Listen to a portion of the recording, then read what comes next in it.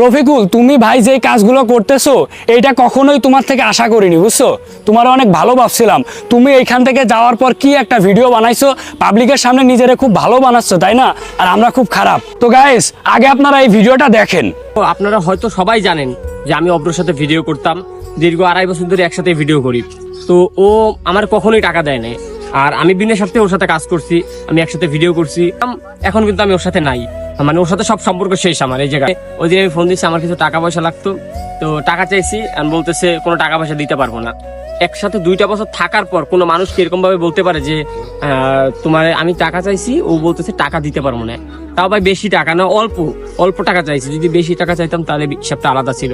আমি ভাই তুমি যে বলতেছো তুমি আমার কাছে টাকা চাইছো, তোমারে টাকা দিইনি, তোমারে কোন দিন টাকা দেইনি তাই বলো? ভাই ওই যে কথায় আছে না, মানুষে 100 দিন আপনি সাহায্য করবেন, একদিন যে সাহায্য করতে পারবেন না, ওই 100 দিনের কথা ভুলে যাবে। ওর অবস্থা হয়েছে তাই। ওরে কেউ চিনতো না, ওরে চিনাইছি আমি চিনাইছি, আমি অব্র ওরে চিনাইছি। ওরে একটা মানুষ চিনতো বাংলাদেশের, ওর পরিচিত মানুষ ছাড়া কেউ চিনতো না, আমি চিনাইছি। আর এখন মানে আমার সাথেই পোল্টি মেরে নিয়েছে।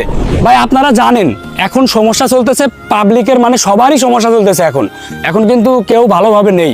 মানুষের আর্থিক দিক থেকে এখন সবারই সমস্যা চলতেছে, আমারও একটু সমস্যা চলতেই পারে। ওরে বলেছি যে ভাই আপাতত তো আমার কাছে টাকা নেই, তুমি কয়দিন পরে নাও, তা হবে না। ওনার টাকা দিয়ে কি তুমি আমাদের সাথে সম্পর্ক করতে? ভাই তুমি যদি টাকার মাধ্যমে সম্পর্ক করতে, তাইলে তোমার মতো মানুষ আমাদের লাগবে না, আমাদের মানুষের অভাব পড়ে নাই। তোমার সাথে সবকিছু মিটগুট করে নিতে চাইছিলাম, তুমি এইখান থেকে যাওয়ার পর যে এরকম পোল্টি মারবা এটা বুঝতে পারিনি। তোমার সাথে সবকিছু মিটগুট করে নিতে চাইছিলাম, কিন্তু এখন আর মিটগুট করবো না, কারণ তুমি ভাই এগুলো যোগ্য না। তুমি তোমার মতো থাকো, আমরা আমার মতো থাকি। তুমি শুভর নামে বলেছো যে শুভরে পাইছি, পাইয়ে তোমারে ভুলে গেছি, তোমারে কখনোই ভুলিও না আর ভুলতামও না। তুমি যে কাজটা করছো পার্সোনাল, আমাদের ভিতরে সমস্যা থাকতেই পারে ভাই, মানলাম আমি দোষী, আমার দোষ বেশি এটা আমি মানলাম, বা ওর দোষ বেশি, যার দোষই হোক না কেন সেটা আমি মানলাম। তাই বলে এটা পাবলিকের সামনে বলার কোনো দরকার আছে? তুমি কি জন্য এটা পাবলিকের সামনে তুলবা? আমাদের নিজেদের ভিতরে সমস্যা হয়েছে, 2 দিন পরে এটা ঠিক হয়ে যাবে, এমনিতেই ঠিক হয়ে যাবে।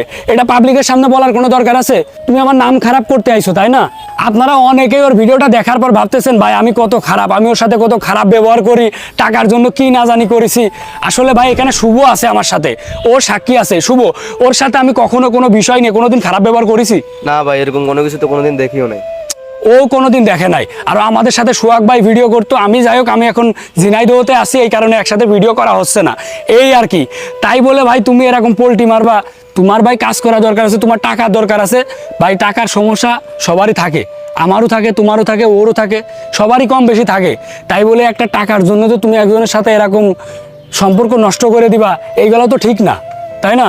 যা করেছো করেছো ভাই, তোমার কোনোদিন ক্ষমা করবো না। আর গাইস অনেকে আমাদের একসাথে ভিডিও দেখতেন, এখন থেকে আর একসাথে আমাদের ভিডিও দেখবেন না। আমি ভাবছিলাম ওর সাথে সবকিছু ঠিকঠাক করে নিব, কিন্তু ও যে ভিডিওটা বানাইলো এটা দেখার পর ভাই আমার আর কোনো ইচ্ছা নেই ওর সাথে সবকিছু ঠিকঠাক করে নেওয়ার। আপনারাই বলেন এটা কি ও ঠিক কাজ করছে? ওর সাথে আমাদের আর কোনো ভিডিও আসবে না। তো সবাই ভালো থাকবেন, আল্লাহ হাফেজ।